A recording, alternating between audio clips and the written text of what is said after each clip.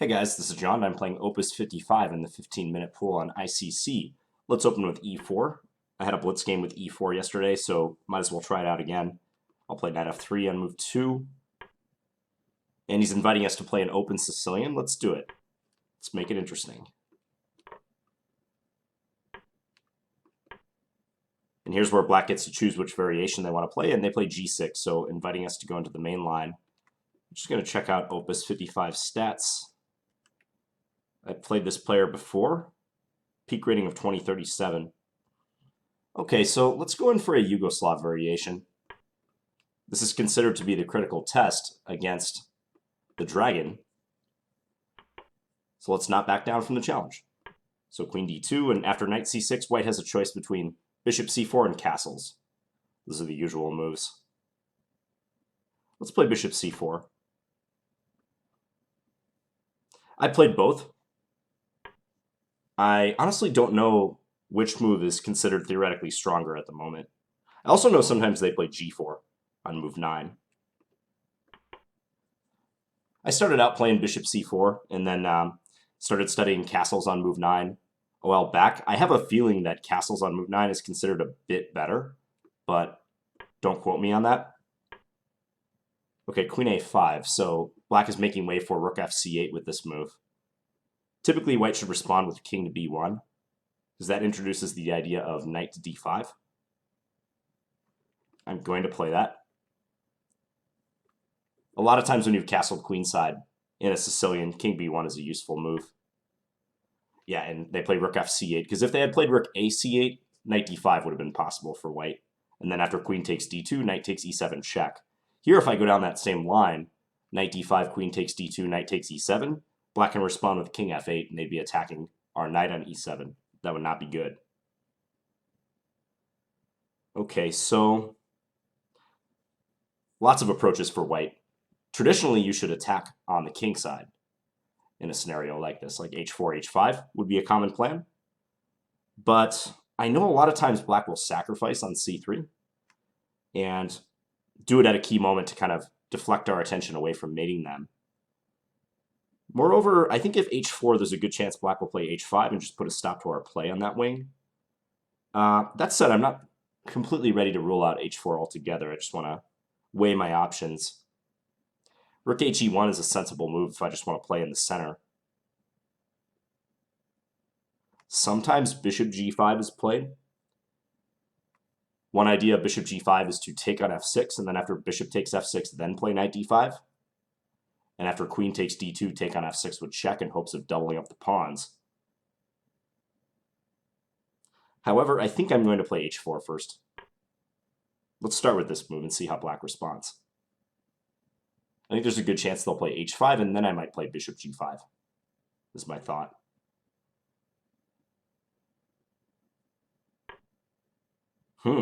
Rook to c4, creative. I really don't know about that move.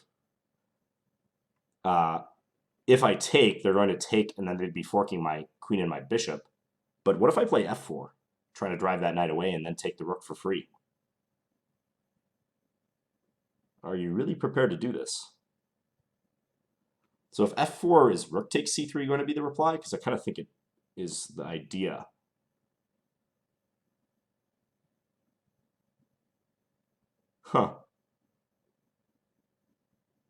Certainly a ambitious move.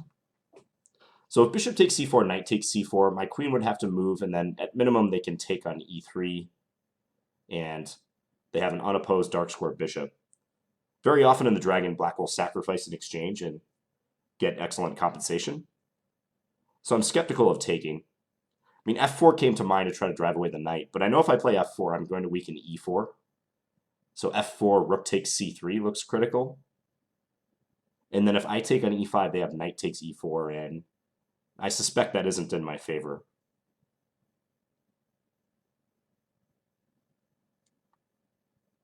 Another thing I could do here is just play knight d to e2. It's a little bit meek looking, but it overprotects c3, so that's a nice aspect of that move.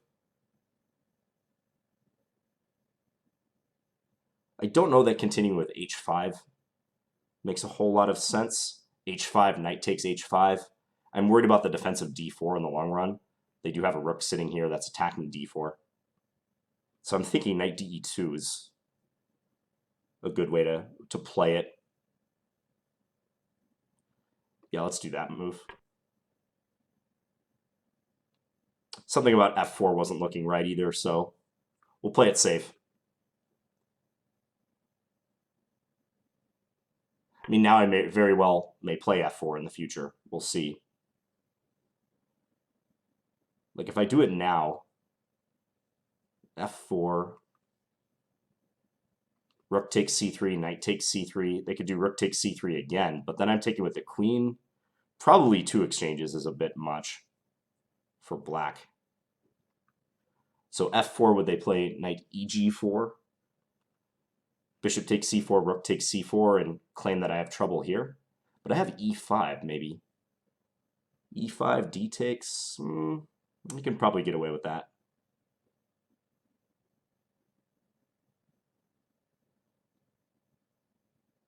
How about bishop d4 right now? Bishop d4, kind of a good move to fight back on the long diagonal and reinforce c3 once more.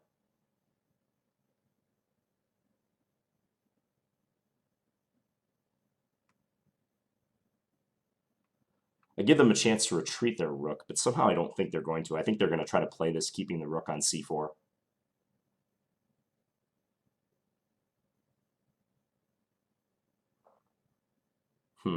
There's also f4, knight takes e4 I might have to be concerned about. No, although I guess then I take and I'd be attacking their queen.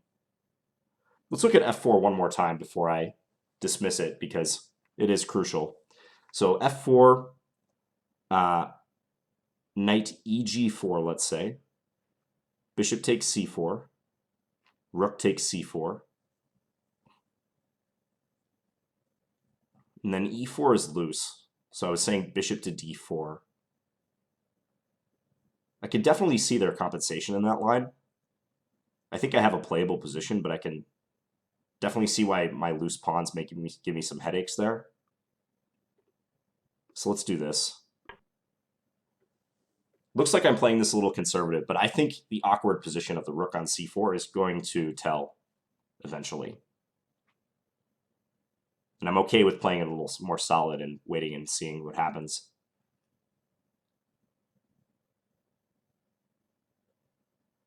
Someone made a comment on my video yesterday that e4 just always seems to lead to more interesting and tactical positions, and they do have a point with that. I mean, e4 yields so many more types of games, I think, compared to d4.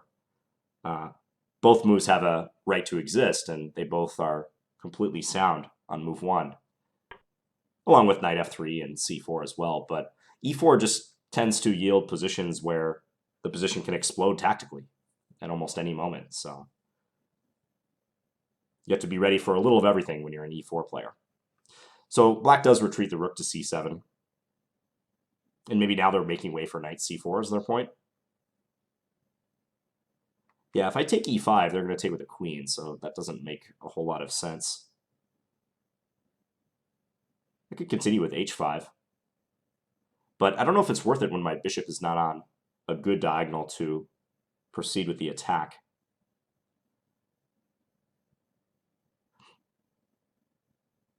Knight d5 is just going to lead to a trade. Knight d5, queen takes d2. Knight takes f6, bishop takes f6. Not much doing there.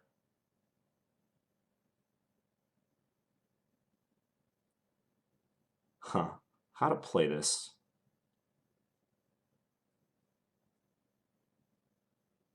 Yeah, I think rook c7 was a smart move. Black just recognizes that they're not getting anywhere directly.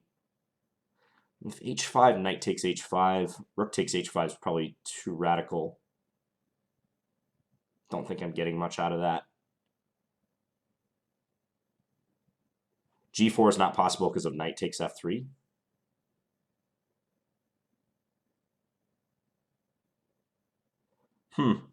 I don't know. I may have to play knight d5 and just induce some exchanges, maybe admit that I don't have much of an advantage now. I'd really hate to do that, though, because I feel like it's a bit of a letdown. Knight d5, queen takes d2. Again, I can't take e7, they always have king f8. So knight d5, queen takes d2, knight takes f6 check, bishop takes f6, rook takes d2. Let's say knight c4 then. Bishop takes c4. Well, actually, that would turn out well for me. So maybe they can't play knight c4 so quickly.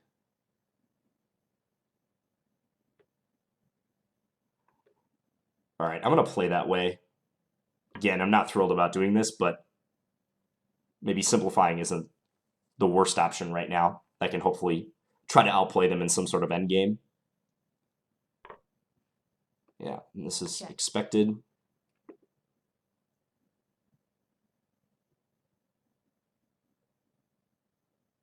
Maybe I can send my knight into d5 later. They might play e6 to cover that. Knight c4 would be a mistake right now. I hope they play it, because after knight c4, bishop takes c4, if they take with their rook, I take f6, and they've got a big weakness on d6 in the resulting position. If they play knight c4, bishop takes c4, bishop takes d4, I have bishop takes f7 check in between move. They would take, and then I would take back, and I'd be up a solid pawn.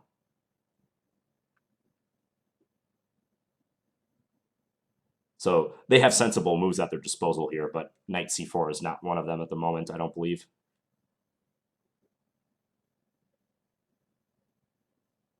This is one vulnerability I have right now playing e4 is my knowledge is not up to date. Like, I know some stuff about e4, but I'm kind of relying off my repertoire that I had 10 years ago when I was an e4 player, and a lot of water has passed under the bridge since then with chess theory. 10 years, as far as chess theory goes in this day and age, that might as well be, 50 years of tournament practice in like the 1950s, let's say. Maybe even more. It's just theory can change at a rapid rate these days, and with computers constantly checking everything and conclusions being constantly revised, variations that were trendy a year ago just being discarded once a hole is found in the line. You really have to know your stuff and stay up to date if you want to play at a high level. Now I'm talking like IMGM level. For most of you guys watching these videos, I mean, opening theory is important, but it's not the most important thing. And that's true even at higher levels, but I think very elite players and those who are regularly playing against high opposition have to have a good cohesive repertoire where they have very few holes in their game. You can get away with more superficial knowledge at lower levels. Okay, what is up with the a7 pawn? This pawn is hanging, is it not? I think I can just take it. I don't really see what the follow-up for them is. I actually didn't notice that until just now. I couldn't have taken it before anyways, but f4 is not doing anything. The knight can move away.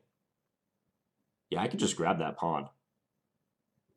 They might play b5, but hey, pawn's a pawn. Let's do it. Bank it.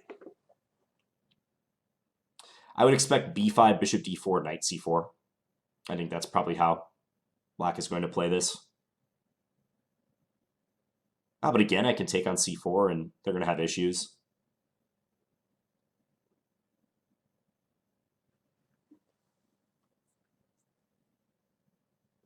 Part of my decision to trade down was influenced by the rating and also the temperament I know that a lot of Dragon players have.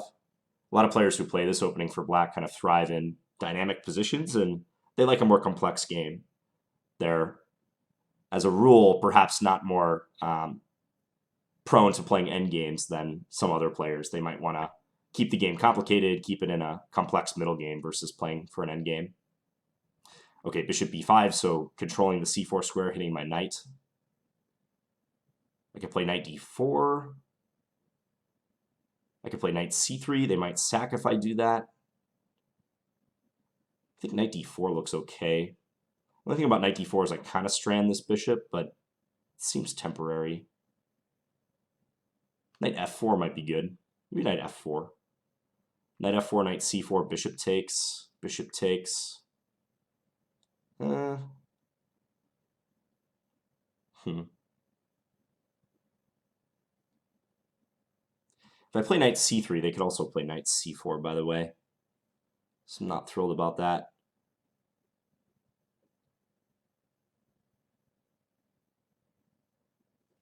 Bishop b5 is not a bad move.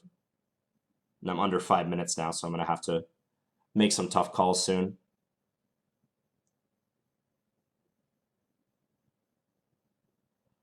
Knight d4, knight c4?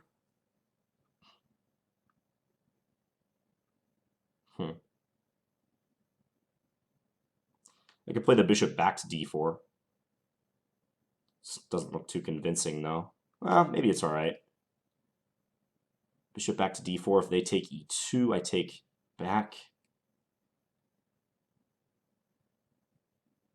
I think that's okay. Let's do it. So if knight c4, I'll take. And again, I'm trying to get at f6. This move might also help me play knight c3. Creates a buffer between the two bishops. Playing knight c3 when the bishop can't immediately get at it. Gotta be careful not to spend too much time now, though. That's crucial. Okay, let's play knight c3. He's probably going to play for b5. I would bet.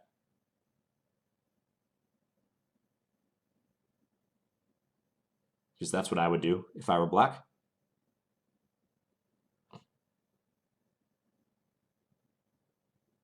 Can't decide if I want to play h5 or not. I'm kind of leaning towards no at the moment.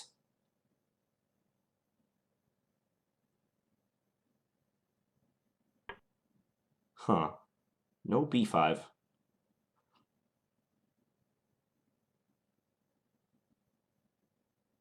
h5. Okay, let's play h5 now. I'm expecting h6. Or g5, rather. I might play h6.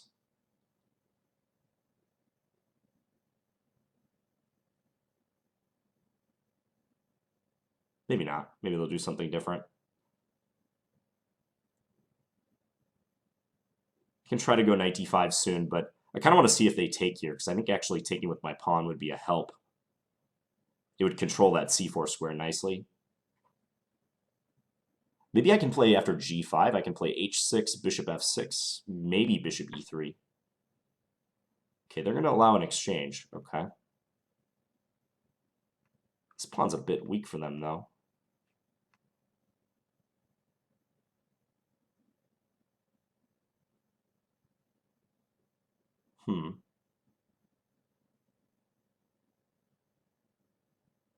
I can also play f4 and then trade the bishops and go after d6. I can totally do that.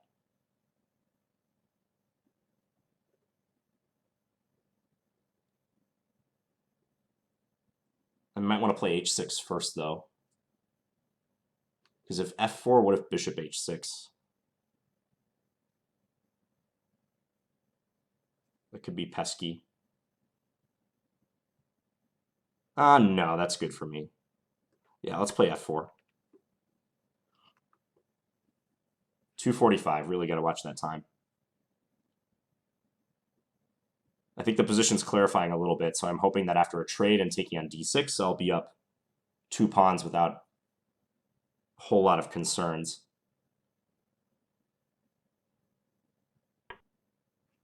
Okay, so let's first swap the bishops. I'll probably take g6 too, just to be safe. Trade one more pair of pawns. And then go take d6 after this.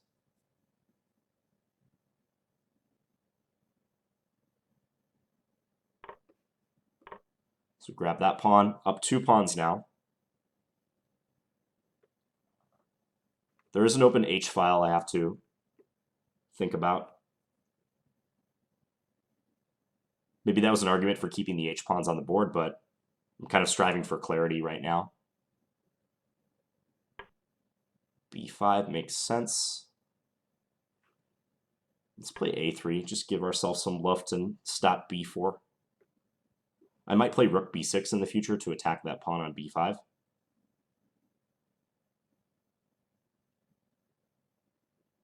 Knight e3, I'll play g3. Protect the pawn. g3 might be a useful move to play regardless. Just stabilize f4 before doing anything else.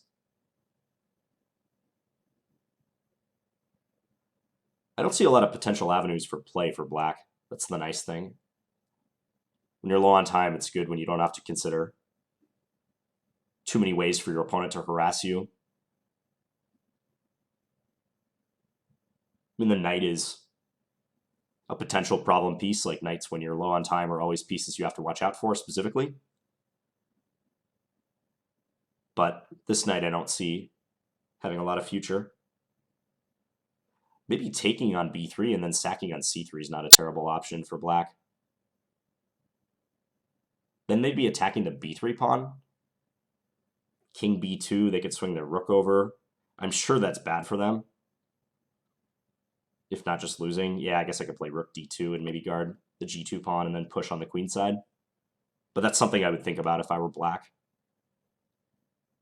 For him, it would be optimal to try to change the character of the game right now versus just sitting there and waiting passively while I, start consolidating my 2 extra pawns. He really needs to think about ways to force me to make a tough decision or examine a new position and try to fight from there when I have limited time to get my bearings.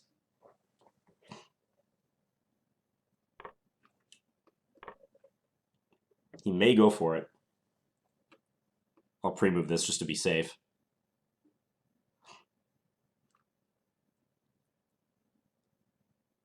I mean, if not for this, I don't really see what black's going to do. b4, I'll just take it, and yeah, I have triple isolated pawns, but there's 3 of them, and they're all passed.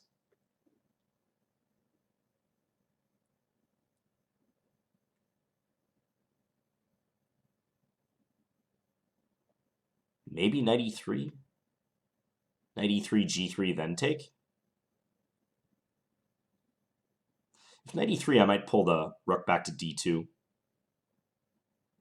Just to guard that second rank. Because say knight e3, g3, rook takes c3, b takes c3, rook takes c3. If I play king b2, they can give a check on c2. That's kind of annoying. Okay, so they're going for b4 more than likely.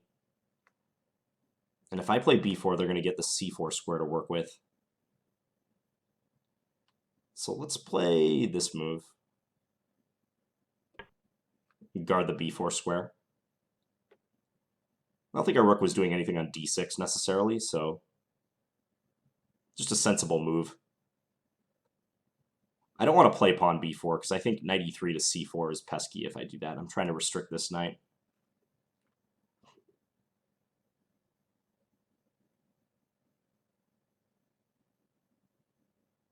So far, so good.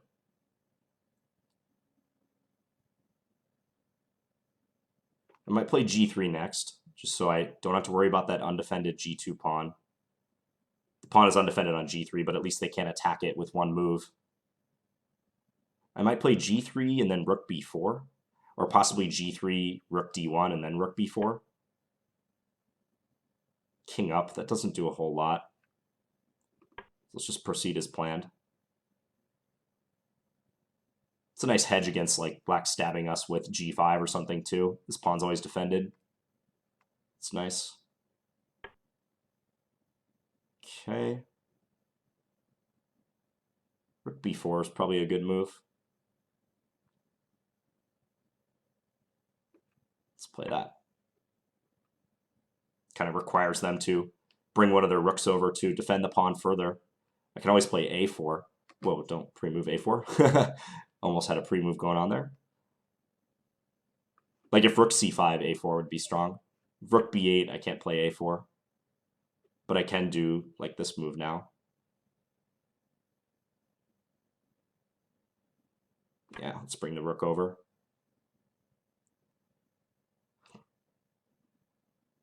Black still needs to find something to do with that knight. It's just kind of sitting there. Knight f2, I play rook d2. Knight has nowhere to go. h1 can hardly be considered.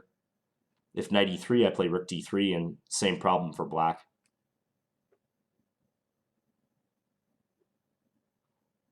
So, yeah, they're just running out of constructive things to do. I think that's a good indication. There's not a lot to be had. Let's play this first. Let's guard against knight e3, and I think I'm going to go for a4 soon. As long as they're waiting. Let's play our king up. Just make one more improving move. And see if I want to pull the trigger on that soon. There's also a plan of e5. It's kind of interesting. e5, knight e4. But if e5, I give away the e3 square. So I'm thinking a4 is probably the proper time to do it. Yeah, let's do that. This move I can pre-move. If they take b3, I take with my rook, so there's no in-between move to be had.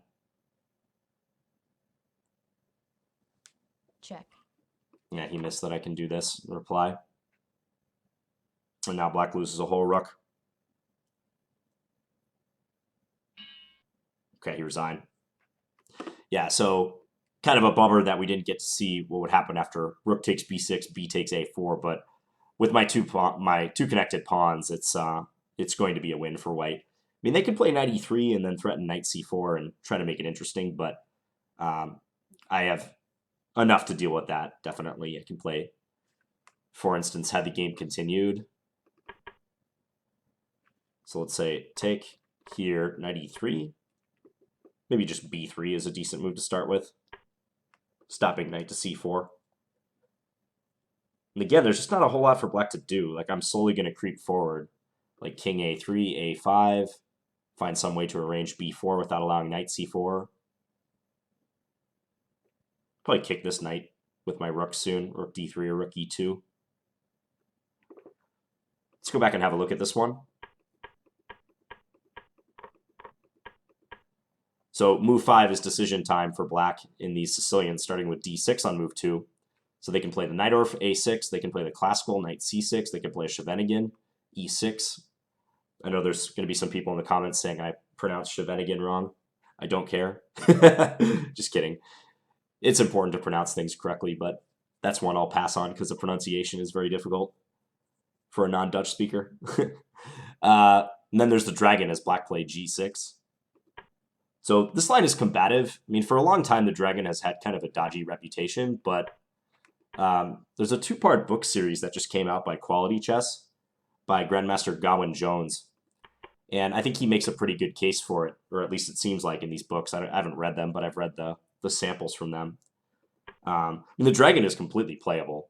I don't want to diminish its reputation, but if you were to ask experienced Sicilian players how they would rank various lines, I think they would tell you that the dragon is kind of one of the more extreme lines for black. You get a lot of attacking positions, but you can also get murdered in like 20 moves too if you don't know what you're doing. So it's double-edged. And here white has a choice: castles, bishop c4 as I played, and there's also g4, like is one of the main lines as well. And I know bishop c4 and castle's the best. I don't think I've ever played g4 in that position, so I didn't play that. Occasionally you see h4 even here too, though.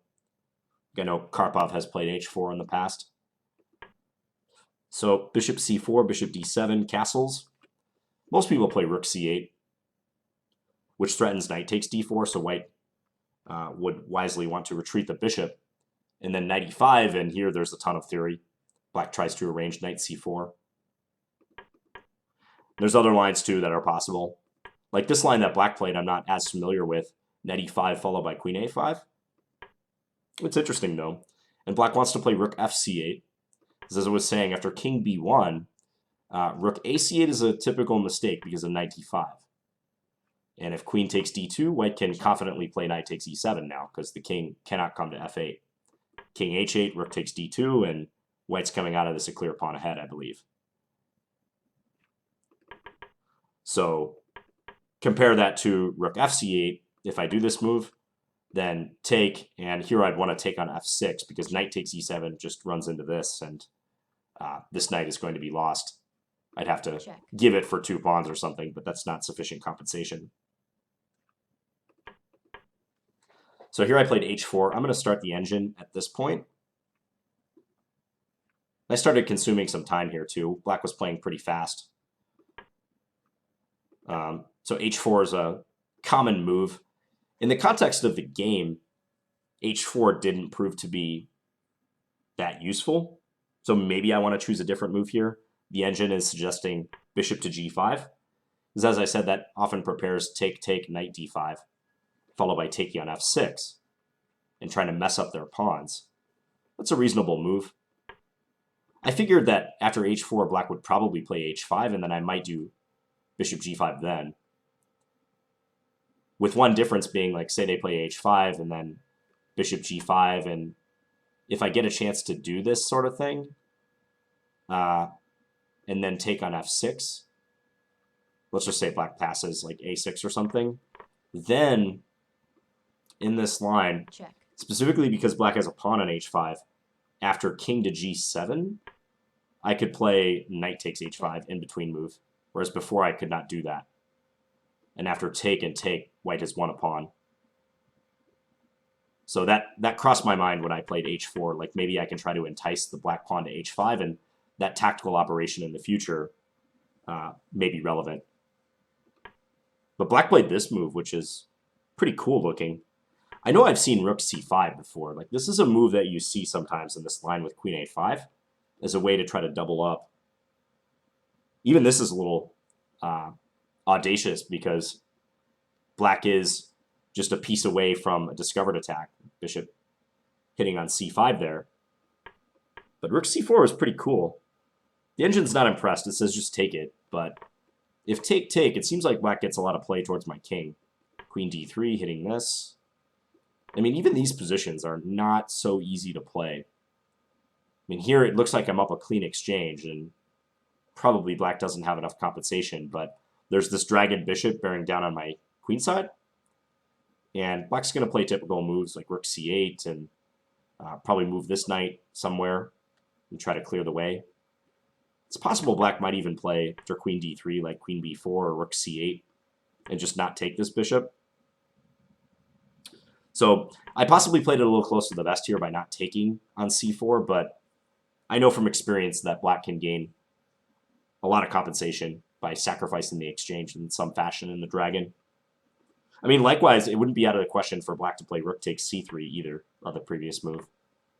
Sometimes black will outright sack an exchange just purely for structural compensation. A good example of that is Naroditsky versus Nakamura from this year's U.S. Championship. Go check that game out. Nakamura sacked an exchange, and he was just down a pure exchange in the dragon, but he outplayed Naroditsky in great fashion. Looked almost effortless. So that would have been interesting if opus55 had done that. So the other line I was looking at here was f4, but I think I was correct to reject that because the idea of f4 would be to drive away the knight so I can get at c4, but that can lead to problems specifically with the e4 pawn should black sacrifice on c3 now. Something like this just didn't seem right to me. Here I'm actually down a point of material, aren't I? Yeah. And f4 is a loosening move. That's a very committal move to play. I mean, even if, I guess here this fails because of this, but in lines where f4, knight, eg4 would be possible, I would have to take extreme care because e4 is weak, the bishop would be under attack. So I played knight de2, just overprotecting c3 and preparing this bishop d4 idea. Still looks like the computer really prefers my position. But here it suggests f4, h5. I played bishop d4. Yeah, that move's probably not best. So f4 it still wants to play. Knight eg4, and now take it, just bank the material. Bishop takes, rook takes, bishop d4. Yeah, again, I saw lines like this, but it chickened out. It didn't take the material. Probably should have, though. So bishop d4 and black retreated. And here I went for the endgame with knight d5. The engine says maybe plow ahead with h5. And what if takes? Now knight d5. Oh, okay, so now that this knight has been deflected, if I play knight d5 and black trades the queens, then even though I'm not immediately winning something, it's a double attack. I knew the rook on c7 might be a target for knight d5. I just didn't put 2 and 2 together and realize that this line is a problem. Because now if this rook moves, I'm taking on e7 and winning c8, so it looks like black is just having to give up an exchange. So h5 does have some value, and black cannot take it. Yeah, that's a good point. Because if I could play h5 and then take on g6, I'm going to obtain an open h-file and perhaps start an initiative against black's king. So I played knight d5. Yeah, this knight d5 move was also somewhat influenced by the clock, too. I know I had been spending much longer than black, and I just wanted to clarify the position. Check. So we get this in-between capture, and now rook takes. And it looks like this endgame, if it's better for white, it's only very marginally better. It's not much. But, you know, this has often been my default strategy when playing lower-rated players. I take them into endgames. I take them into positions that are kind of dry, where I feel like they might lose interest or just not know how to approach a more simplified position, which seems odd to say. You would think simplified positions are easier to play for most people, but it's surprising how many people that are strong in openings and maybe have decent skills in the middle game just completely fail at endgames. Not saying that was opus55's problem here. They mainly just dropped a pawn, but I've encountered this phenomenon time and time again. I really think that people neglect their endgame skills, and I win a sizable portion of my games in that phase of the game. Yeah, so here, black just lost sight of this hanging pawn. So b5 makes sense. I think that's a good move, because then the rook defends the pawn laterally, and black should be doing okay. I mentioned knight c4 immediately would be premature because of take, and black is going to end up either down a pawn or with some structural issue. If bishop takes d4, then I have bishop takes f7, Check. desperado, and then take here. White has won a pawn.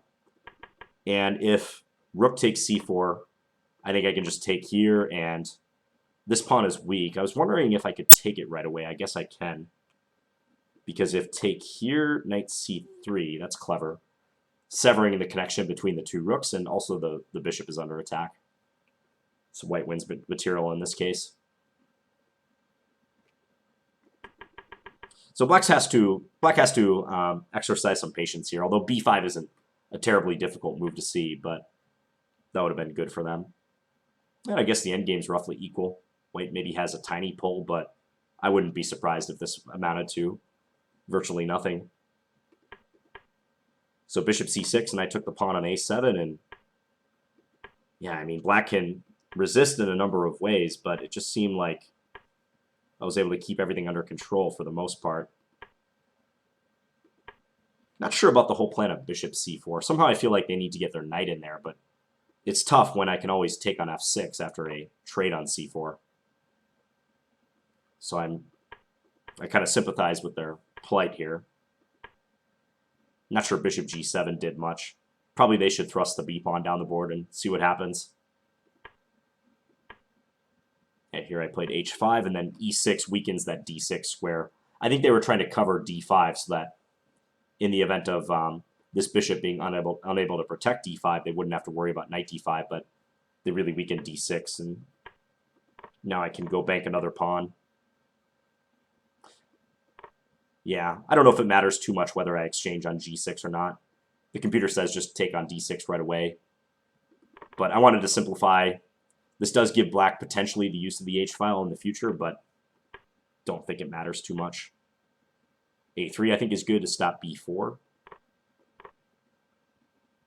Now I was talking about how if I were black, or if you were black in this position, you'd want to be thinking about ways to change the character of the game. But it's so tough because black doesn't have a lot of good pawn breaks available. I mean, there's moves like e5, but they probably do more harm than good, to be honest.